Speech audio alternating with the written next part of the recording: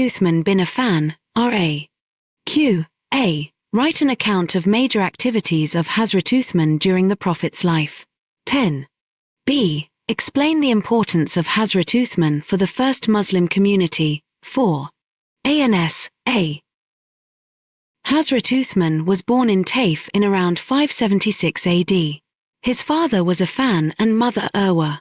He was related to the Prophet through the 5th generation of his ancestors. His title was Abu Abdullah and Abu Umar.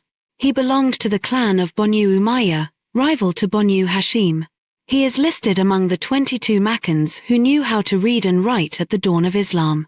Having inborn business skills, he emerged as a rich merchant in Makkah. He was titled as Al-Ghani, the generous one, even before his conversion. Once he went to Syria on a trade visit, and stopped to take rest during the journey. While he was dozing, he heard a voice saying, "O you who are asleep, wake up, as a man named Ahmed has proclaimed prophethood in Makkah." When he returned to Makkah, he met his friend Abu Bakr, who invited him to Islam. In the meantime, the Prophet reached there. He addressed Uthman as, "O Uthman, accept the paradise of Allah, for I have been awarded prophethood for the guidance of you and all humankind."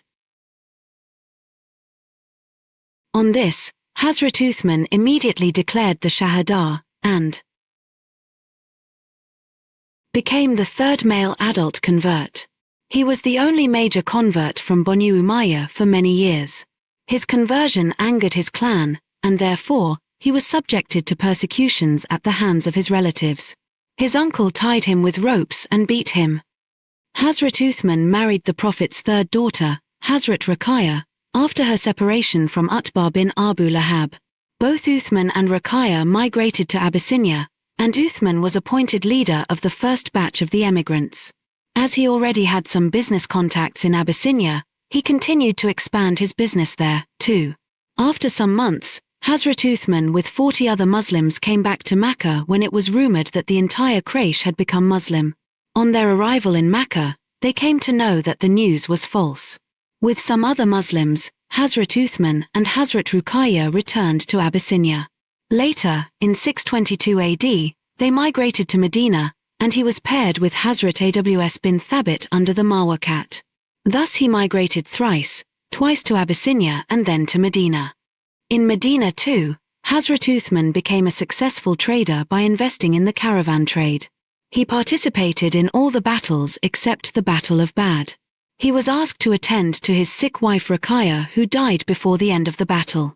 The Prophet gave his other daughter, Kulthum, in marriage to Uthman, who earned another title, Zun Nurayn, possessor of the two lights.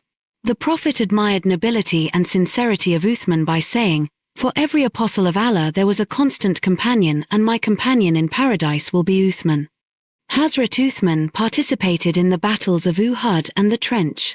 In 4 the Prophet led the expedition to Dat al-Riqa, and appointed Hazrat Uthman as his deputy in Medina. Before the Treaty of Hudaybiyah, the Prophet sent him to Makkah to negotiate with the Quraysh, but he was detained in Makkah and it was rumored that he had been killed. The Prophet conducted the Bayat-i-Rizwan, the oath of good pleasure, in which all the companions pledged to avenge Uthman's murder. The Prophet, after the conquest of Khaybar, heard about the Banu Ghatafan assembling at Dat al-Riqa with suspicious aims. He dispatched Uthman with some troops to Dat al-Riqa. This was a successful expedition because the rebel tribesmen fled to the mountains without fighting. He was very close to the Prophet during the conquest of Makkah, and escorted the wives of the Prophet during the farewell pilgrimage. When there was shortage of water in Medina, Uthman bought a well beer rumah for 12,000 dirhams from a Jew. The Jew was opposed to Islam, and wanted to create difficulties for Muslims. Therefore, he sold only half of the well. Accordingly, one day it was owned by Hazrat Uthman while the other day by the Jew. Muslims tricked the Jew by getting plenty of water on the day when it was in the custodianship of Hazrat Uthman. The water was sufficient for them for 2 days. Seeing this, the Jew decided to sell the whole of the well for another 8,000 dirhams. The Prophet gave Hazrat Uthman the glad tidings of paradise for this generous contribution. He bore 1/3 of the expenses of the Tabuk expedition, on which the Prophet gave him another glad tiding that he won't incur any loss in his trade in future. Being a learned man, Uthman was among the scribes of the Quran. He was known for his nobility, generosity, and modesty. The Prophet acknowledged his modesty in a hadith: "The most genuinely modest is Uthman." He also donated huge sums of money for the expansion of the Mosque of the Prophet. B. Hazrat Uthman strengthened Islam by his quick conversion and spending generously in Mecca and Medina.